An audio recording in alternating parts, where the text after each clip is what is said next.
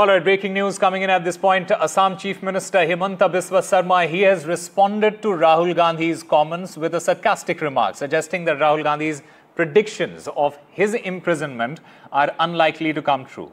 This exchange, remember, has escalated the political row between the two leaders. So, war words now taking place between Himanta Biswa Sarma and Rahul Gandhi. Assam Chief Minister Himanta Biswa Sarma hitting back at Rahul Gandhi over his statement that the Assam Chief Minister will go to jail. Himanta has hit back with the Thinga jibe at Rahul Gandhi when asked to respond to Rahul Gandhi's comments. Listen into what Himanta Biswa Sarma had to say and also what Rahul Gandhi said about Himanta going to jail. Congress party poriborton hoar sambhavona nai. Congress party janeke ase tenekei thakibo. Aru ebilak notun kotha koi labh nai.